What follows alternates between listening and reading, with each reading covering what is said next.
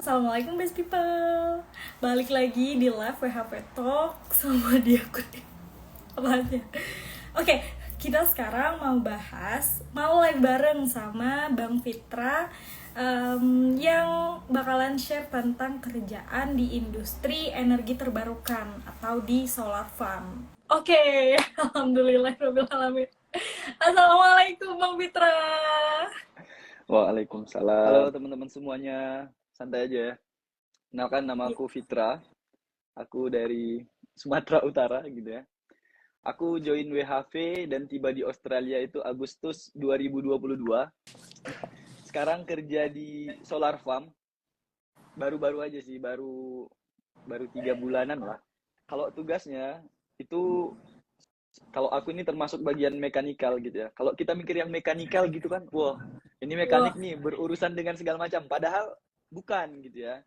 Ada banyak jenis mekanikal. Misalnya kayak aku itu kerjaannya cuman untuk memfokuskan baut-baut itu biar ketat. Jadi ketika solar panelnya dipasang, tahu ya solar panel yang peta gitu, ketika dipasang itu stabil dan dipastikan ukurannya sama panjang gitu ya. Udah kita buat, itu bakal ada quality control. Nah, biasanya yang quality control itu cewek. Itu untuk cewek itu tugasnya sangat-sangat mudah gitu kan. Kita udah ngerjain nih. Misalnya kita udah ngebuat kayak grill, sistemnya dibuat sama rata tingginya. Ada aja rata, nggak dikit gitu kan. Cewek itu kerjaannya, orang itu cukup ngasih sign, ini harus diperbaiki. Waduh, kalau udah ngasih tanda pita merah gitu kan, kita mikirnya dalam hati, QA ini apa sih kerjaannya kok mudah kali gitu ya. Itu biasanya dilakukan oleh perempuan. Solar farm ini site-nya pindah-pindah atau gimana, Bang? Ini projectnya misalnya di Victoria projectnya 4 bulan. Udah selesai project ini, lanjut ke state yang baru lagi. Gitu. Berarti kalau udah selesai project, ini site gimana? Off gitu? Kalau udah selesai project, ini site, ya solar farm-nya udah siap untuk digunakan, udah siap beroperasi. Kalau solar farm-nya itu udah beroperasi gitu kan, jadi nggak ada lagi manusia di situ. Cukup yang tukang kontrolnya aja. Nah, terus kalau untuk di Wellington ya sekarang, ini tuh termasuk industri pekerjaan yang eligible nggak untuk anak WHV? Nah, kalau aku pribadi, aku kan udah selesai perpanjangan visa ya, 2 sampai tahun ketiga gitu kan. Third year udah. Mantap. Terus ketika datang ke sini, kok aku lihat itu ada banyak anak-anak working holiday visa yang dari Chile, Argentina. Nah, itu 417. Enggak, Chile itu 462 sama kayak kita. Oh, oke. Nah, dari situ aku berpikir, kemudian aku tanya, is eligible for you? Yes, man, it's eligible. Nah, kebanyakan mereka itu memulainya dari solar farm. Wow, insane. Terus kayak kita yang Indonesia gitu kan. Kok aku dulu nggak tahu informasi ini kalau itu eligible gitu kan. Nah, mereka itu eligible, bahkan mereka project itu kan di satu perusahaan. Oke. Kalau yang sekarang yang aku tahu katanya ada batasan 6 bulan kan di satu perusahaan. Tapi kalau aku lihat yang mereka itu, misalnya ini projectnya 5 bulan, pindah ke project yang baru, otomatis perusahaan baru bisa. Bahkan mereka ada yang 2 tahun kerjanya di solar farm terus-terusan. After 1 year, ada yang di-provide accommodation, ada juga yang ketika anak baru di-provide accommodation gitu kan. Transportasi juga di-provide. Jadi kita tinggal datang, nunggu depan rumah, bus datang, jemput datang ke site gitu. Wah, terus untuk Bang Fitra sendiri nih, ada skill atau license yang diperlukan tiket untuk masuk ke solar farm itu nggak? Kalau skill khusus sebenarnya nggak ada. Yang penting kita mau belajar. Tapi ketika kita mau daftar solar farm, minimal harus punya yang namanya white card. Kayak kartu konstruksi lah ya, pekerja konstruksi gitu. Yang jadi pertanyaannya ini kan, kita mau nggak ambil white card? Ada kan yang dia cuman bingung cara dapetin white card gimana, padahal kalau udah tahu itu sangat-sangat gampang. Wildcard itu kan kita bisa ambil yang dari online test aja. Bang Fitra online atau yang offline wildcardnya? Hmm, kebetulan aku Hmm? ngambilnya online. Tapi dari kawan-kawan yang lainnya ngambil Hmm? offline ternyata jauh lebih mudah. Why? Maksudnya Ngerjainnya, gimana? karena kita ngerjain pertanyaannya bareng-bareng dengan orang yang di dalam ruangan. Ya, Jawabnya bareng-bareng, jadi lebih mudah. gitu. Nah, Seru banget gitu. ya. Sedangkan waktu aku ikut yang online, aku itu Harus kurang lebih bener-bener belajar banget kan. sampai ngerjainnya itu sampai 6 jam. Oh my Dan itu di goodness. depan layar gitu kan. Kalau offline berapa lama?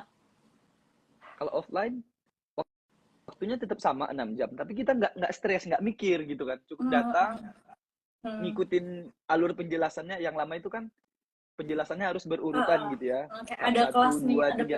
Iya, penjelasan. Oke. ada sectionnya gitu. Kita cukup datang, ngedengerin, lihat-lihat aja, udah. Nggak mikir ini jawabannya apa gitu kan. Kalaupun mikir ya kita Oke. ada tentor yang menjelaskan. Oke, ini poin juga ya. Jadi ternyata lebih plus untuk wildcard ini yang offline aja gitu ya, buat teman-teman yang belum ambil. Offline, tapi kalau yang memang lokasinya nggak memungkinkan, online. Banyak juga nih yang penasaran, background education-nya Bang Fitra itu apa? Karena iya kan, kerjaannya ini kayak kerjaan bagus gitu, full cuan. Latar belakangnya apa, Bang?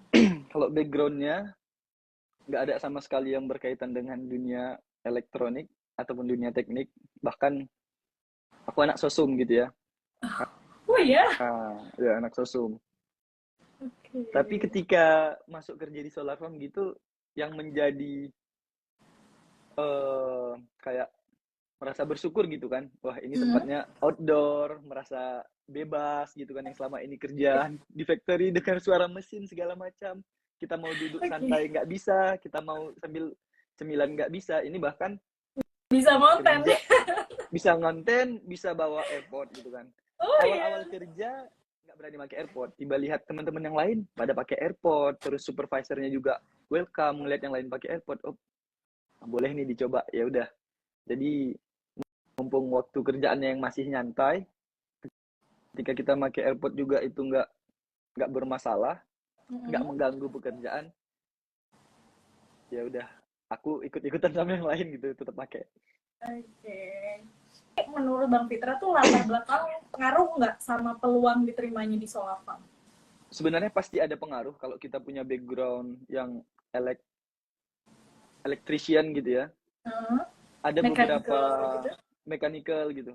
Karena ada beberapa yang membedakan kita WHV Indonesia dengan yang WHV 462 kayak dari negara Spanish gitu ya, Spanish. Iya. Orang itu kalau aku lihat, dia bilang aku ada beberapa pengalaman electrician katanya. Jadi ya dia bisa dapat kerjaan yang lebih gampang, duitnya lebih banyak.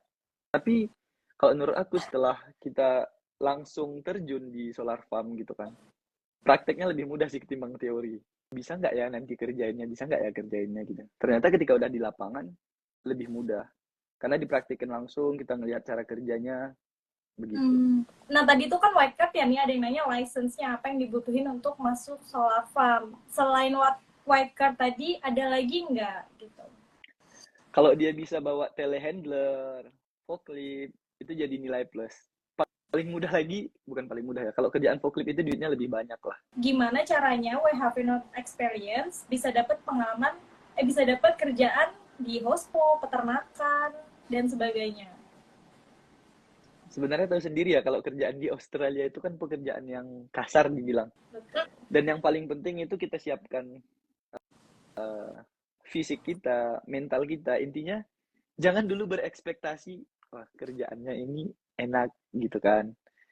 Kayak yang dikontenin, yang dijadiin konten. Yang pastinya kalau kita bisa bikin konten gitu kan, berarti itu lagi kerjaan kita nggak sibuk gitu ya.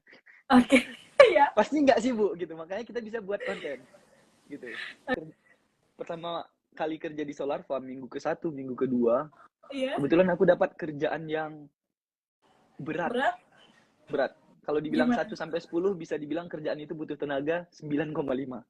Masya Allah. Kalau yang sekarang Cuman ya paling tenaga keluar cuman bisa jadi hemat 3 kali lipat lah dari kerjaan sebelumnya gitu ya. Tapi memang dari segi duitnya jauh berbeda dari segi gaji. Jauh berbeda gimana bang? Maksudnya yang waktu ngangkat-ngangkat sama yang sekarang lebih besar gitu? Bukan, yang sebelumnya lebih besar. Oh gitu. Karena sistem kerjanya itu 11 jam, 10 sampai 11 jam. Oh, Dan misalnya pun kerjaan kita selesai dalam 5 jam, kita tetap dibayar 10 jam atau 11 jam. oh gitu. Nah, gitu. Dan itu banyak backpacker, backpacker yang selain Negara lain. dari negara lain, mereka banyak ambil itu gitu kan. Karena udah biasa fisiknya, Oh, dan memang fisiknya memang lebih besar gitu ya?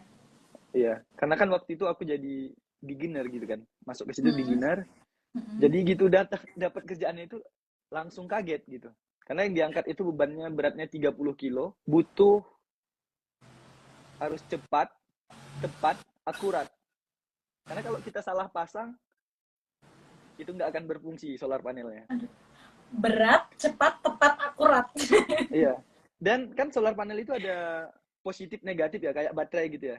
Oh ya, Nah, pernah satu row itu sebanyak 30 panel yang diangkat, itu aku salah pernah angkatnya itu arahnya. salah arah. Yang seharusnya negatif di sebelah kanan, positif sebelah kiri, aku salah arah masangnya, kebalikannya. Oke. Mau nggak mau itu fail, harus Diulang. diperbaiki, harus diulang. Sisi negatifnya tuh kayak minusnya kerja di solar farm. Selain ngomongin Kerjaannya cuan. kerjaannya repetition ya, repetition, terus berulang-ulang, berulang-ulang itu aja kerjaannya. Oke. Dan kalau di summer itu panas, serius panas. Karena kalau melihat tahun lalu, di summer tahun lalu aku kerjanya itu di ruangan yang dingin, 5 derajat gitu ya. Sekarang malah kebalikannya, bahkan sampai 41 derajat gitu, itu terasa, Ibu. waduh, kepala kita kayak gerah gitu. Biasanya kalau udah kita capek, kita bisa minta rehat sama supervisor Oke. ataupun berhenti. Jadi memang harus siapin air secukup mungkin. Kita menghindari dehidrasi. Dan minusnya juga karena kerjaannya outdoor, kalau ada gejala kayak lightning, hujan, stop. Kalau transport, kita di provide sama company. Biasanya bus itu lewat depan rumah, ya udah kita tunggu depan rumah. Misalnya kita kerja jam 6.30, jam 6.20 kita udah stay di depan rumah. Ya udah, bus yang ngantar kita ke tempat kerja itu sekitar 10 menit perjalanan. Waktu kerjaan yang ngangkat-ngangkat itu akomodasi di provide. Kalau yang sekarang kan udah ganti job desk kerjaannya, sekarang nggak di provide. Cewek kerja di situ bisa nggak? Aduh, sangat-sangat bisa gitu ya. Kerjaannya asal tahan panas aja udah. Kalau ditanya kerjaannya susah nggak? Pasti bisa gitu ya. Nggak ada cerita nggak bisa karena mudah. Ada yang tugasnya cuma nginspek doang. Misalnya nih kan ada kan solar panel udah dipasang, kayak ngecek ini udah ketat apa belum. Padahal itu udah ketat tapi di cross check ulang. Dan ya, tahu sendiri kan di Australia kerjaan itu yang bisa dikerjain satu orang, tapi yang turun 3 orang gitu. Di tempat Bang Fitra yang kerja sekarang nih, itu udah banyak Indonesianya atau enggak? Indonesia ada 4 orang sekarang. Dari kira-kira Dua, berapa? dua, dua orang. Dua orang. Dua orang anak WHV. Itu via website. Dan sekarang juga kemarin aku ada sempat share ya di story. Ada teman-teman yang apply gitu kan. Iya. Anak Indonesia. Dan kemudian dia keterima, nanti 8 Januari masuk. Rate-nya berapa sih Bang? Iya, soalnya kalau denger-denger di Rate-nya atas UMR tuh. rate-nya 36. Kita kerja Senin sampai Sabtu 9 jam. Berapa jam? 9 jam. 4.320 fortnightly. Tapi Paling kerjaan makan itu makan seminggu capek. 300 itu udah muntah-muntah sih. Kalau kalian rasa memang itu cocok untuk kalian, tapi kalian pahami lagi, kalian rasa cocok, langsung eksekusi. dan nikmati petualangannya. Wow. Karena pun kita banyak ngumpulin referensi nggak dieksekusi, it's kalau Australia bilang it's fucking bullshit.